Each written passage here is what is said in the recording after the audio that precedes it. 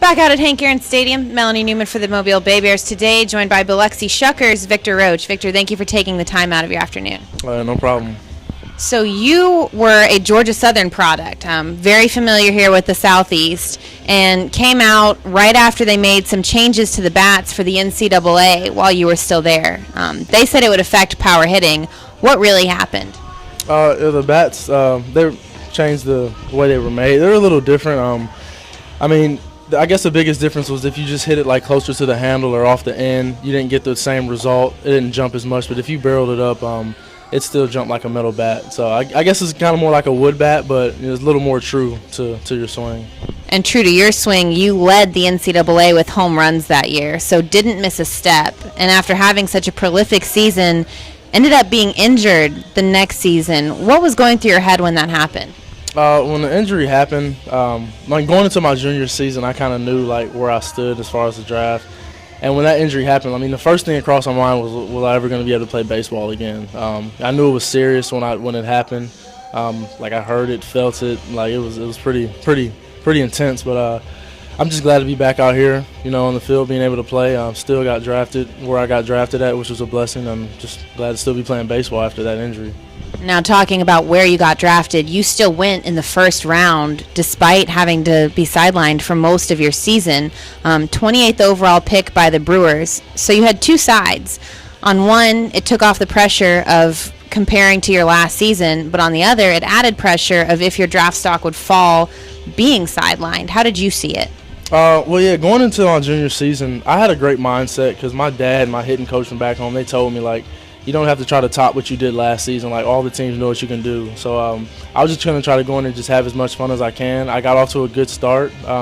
Unfortunately, the injury had to happen. But, when it did happen, I knew it would scare a lot of teams away. So I got with the doctor that did my surgery, and he reached out to some teams to let them know that I'd be 100% after full recovery. But still scared some teams away in the earlier first round. But just still being able to get drafted in the first round, having only played 7 games my junior season, was a blessing. So I'm just glad to be where I'm at right now.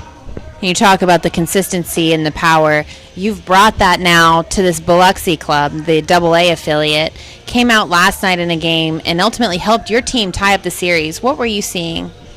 This team is probably one of the best teams I've ever played with as far as just the chemistry and just the guys we got. Great coaching staff.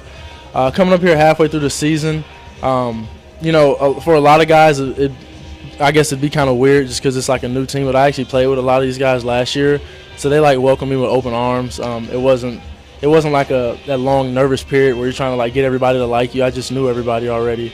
But we got a relentless team. Everybody gets along with everybody, and everybody just comes to the field ready to play baseball every night, 100%. And now you talk about relentless. Prior to your home run, you had been 0 for 9 in this series. Did you see something different from Weller on the mound? No, not really.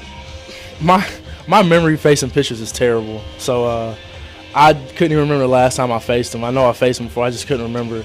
The couple games before that, I had a few swing adjustments I needed to make. So I got in the cage with Sandy, and I think we got them worked out. I think I figured something out. So I was able to get some results last night, which was good. But just besides me being able to come out and have a decent game the other night, this is the second time we've put ourselves in a position to win a series after losing the first 2. So that just kind of tells you the character of our team. So we're going to go out here and try to win this game tonight. So now the Shuckers clinched that first half prior to you joining the team. So now that you automatically have that playoff spot, you're going to open up at MGM Park to start the playoffs. What motivates this team to finish out the second half? It's kind of hard, once you make the playoffs the first half to try to, top what you did. And our manager had a conversation with us. But I guess you just got to understand that, this is only DoubleA, and, the main goal is to get to the major league. So if you kind of just approach every day that I'm trying to do something to better myself, then I think the results will, take care of themselves. So you can't go into the game thinking, we already got a playoff spot, so we don't, if we win this game, it doesn't matter. But if you just try to, better yourself in your development, I think all the wins and losses will take care of themselves. So I guess it doesn't matter if we had one or not. We just try to go out there and play 100% and get better. Well, we'll see which team is able to play better tonight. Again, thank you, Victor. Yep, no problem. Thank you. Again, for the Mobile Bay Bears, this is Melanie Newman, joined by Shuckers player Victor Roache. When we come back, Justin Baker will have first pitch for you between the Bay Bears and the Shuckers.